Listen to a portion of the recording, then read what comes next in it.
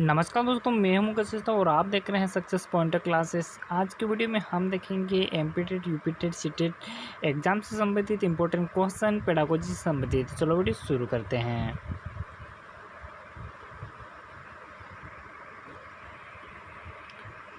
तो पहला क्वेश्चन हमारा, शिशु की मस्तिष्क का वजन होता है।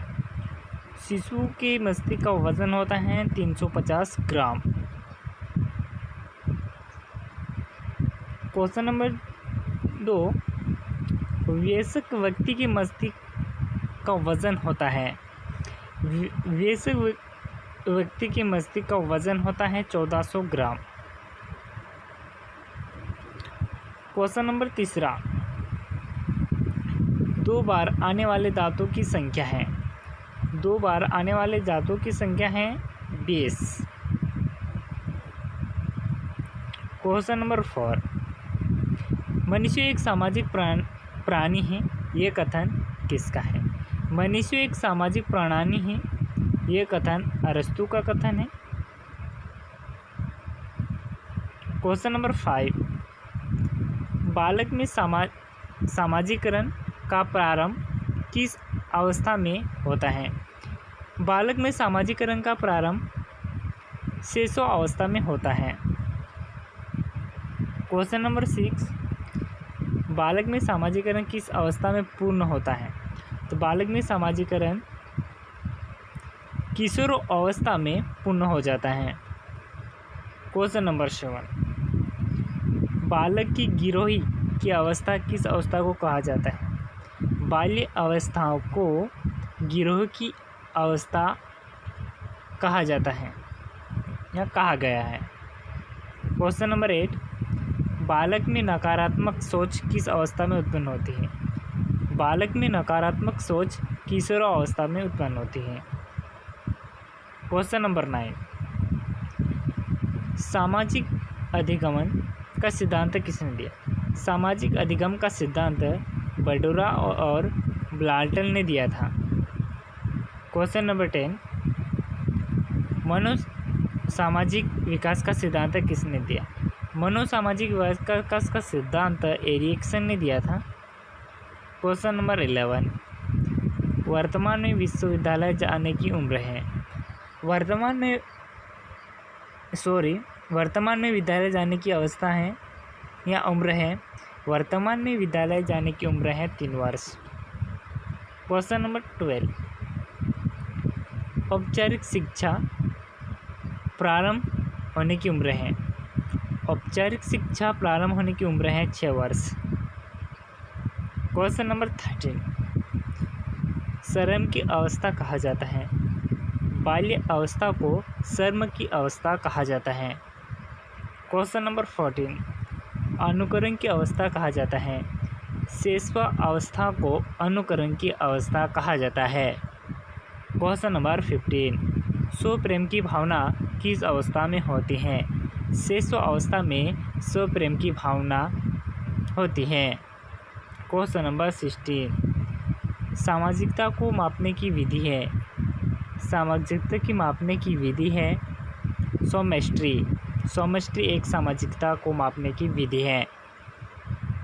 क्वेश्चन नंबर 17, वाइनलैंड सोमेट्री स्केल का निर्माण किसने किया? वाइनलैंड सोमेट्री स्केल का निर्माण एडलर ने किया था। क्वेश्चन नंबर 18, एक वर्ष में बालक का वजन जन्म के समय का हो जाता है 3 गुना हो जाता है। क्वेश्चन नंबर 19, 6 वर्ष में बालक का वजन जन्म के समय हो जाता है तो 6 माह में बालक का वजन जन्म के समय से 2 गुना हो जाता है। क्वेश्चन नंबर 20, जन्म के समय बालक की लंबाई होती है। जन्म के समय बालक की लंबाई जो होती है वो 20 इंच होती है। क्वेश्चन नंबर 21, बच्चों को सबसे पहले भाषा का जन्म कहाँ से होता है? तो बच्चों को सबसे पहली भाषा का जो ज्ञान होता है वो अपने परिवार से ही होता है। क्वेश्चन नंबर 22, छठवीं कक्षा में पढ़ने वाले बालक का शब्द भंडार लगभग कितना होता है? तो छठवीं कक्षा में पढ़ने वाले बालक का शब्द भंडार लगभग 50,000 शब्दों तक हो जाता है। क्वेश्चन नंबर 23, 10वीं कक्षा में पढ़ने वाले बालक का शब्द भंडार लगभग कितना होता है? तो कक्षा 10वीं में पढ़ने वाले बालक का शब्द भंडार जो होता है 80,000 शब्द तक हो जाता है। क्वेश्चन नंबर 24, लड़का एवं लड़कियों में से कितना शब्द भंडार अधिक होता है? लड़कियों का शब्द भंडार अधिक होता है। भाषा को सीखने के साधन कौन कौन से हैं? भाषा को सीखने के साधन निम्नलिखित हैं। अनुकरण के द्वारा या दोहरा कर बोल सकते हैं, खेल विधि द्वारा, कहानी सुनकर, वार्तालाप द्वारा, प्रश्नोत्तर विधि से। ये क्वेश्चन नंबर 26, लड़कियां संकेतों द्वारा बात करना किस उम्र तक सीख जाती हैं? तो लड़कियां जो 6 वर्ष की उम्र तक संकेतों द्वारा बात करना सीख जाती हैं। क्वेश्चन नंबर 27, भाषा के विकास को प्रभावित करने वाले कारक कौन कौन से हैं? तो भाषा को प्रभावित करने वाले कारक निम्नलिखित है, जैसे हैं लिंग, बुद्धि, स्वास्थ्य, जन संचार का माध्यम, समूह का प्रभाव, सामाजिक आर्थिक स्थिति, परिवार संबंध, विद्यालय, ऑक्सफोर्ड के वातावरण का प्रभाव आदि। क्वेश्चन नंबर 28, मनुष्य और पशु में क्या अंतर होता है? तो मनुष्य और पशु में बुद्धि का अंतर होता है, बाकी सब कुछ सेम रहता है। क्वेश्चन नंबर 29, बुद्धि को सबसे पहले किसने परिभाषित किया? बुद्धि को सबसे पहले परिभाषित यूनान के दार्शनिकों ने किया था। क्वेश्चन नंबर 30, आधुनिक काल में सबसे पहले बुद्धि को किसने समझाया? आधुनिक काल में सबसे पहले बुद्धि को अल्फ्रेड बिने ने 1904 में बताया। क्वेश्चन नंबर 31, ईर्ष्या भावना कौन सी अवस्था में पैदा होती है? ईर्ष्या की भावना है जो बाल्य अवस्था में उत्पन्न होती है या पैदा होती है। 32, स्वप्रेम अपनी वस्तु से प्रेम की अवस्था कौन सी है? तो स्वप्रेम यानी अपनी वस्तु से प्रेम की अवस्था है वो शैशवावस्था। क्वेश्चन नंबर 33, सामाजिकता नापने की विधि स्केल कौन सी है? सामाजिकता को मापने की विधि है सोमेस्ट्री यानी समाज मिति। क्वेश्चन नंबर 34, सोशियोमेट्री स्केल का निर्माण किसने किया? सोशियोमेट्री स्केल का निर्माण डॉक्टर एल्डर ने किया था। क्वेश्चन नंबर 35, डॉक्टर एल्डर ने कितनी क्रियाओं के आधार पर सामाजिक परिपक्वता को नापा था? तो 117 सामाजिक क्रियाएं बताई जो जन्म से लेकर किशोरावस्था तक होती है। क्वेश्चन नंबर 36, बालक मानव ध्वनि और अन्य ध्वनि में अंतर करना कब सीख जाता है? बालक मानव ध्वनि व अन्य ध्वनि में अंतर करना 1 माह में सीख जाता है। क्वेश्चन नंबर 37, अंतरामुखी व बहुमुखी में से सामाजिक विकास किस का अधिक होता है? तो बहुमुखी का अधिक होता है। क्वेश्चन नंबर 38, रिएक्शन ने अपने मनोसामाजिक सिद्धांतों में जीवन काल को कितने अवस्था में बांटा है? एरिक्सन ने अपने मनोसामाजिक सिद्धांतों में जीवन काल को 8 अवस्था में बांटा है। क्वेश्चन नंबर 39, विश्व में पहली बार मनोविज्ञान की प्रयोगशाला किसने कब और कहाँ स्थापित किया? तो विश्व में पहली बार मनोविज्ञान की प्रयोगशाला विलियस बुल्टेल ने 1879 जर्मनी में स्थापित किया। क्वेश्चन नंबर 40, सामाजिक विघटन की क्रियाएं किससे कहते हैं? तनाव, झगड़ा, लड़ाई, संघर्ष आदि को सामाजिक विघटन की क्रियाएं कहते हैं। क्वेश्चन नंबर 41, शिक्षा में प्रयोजनवाद की विचारधारा का प्रवर्तक कौन था? शिक्षा में प्रयोजनवाद की विचारधारा का प्रवर्तक विलियम जेम्स था।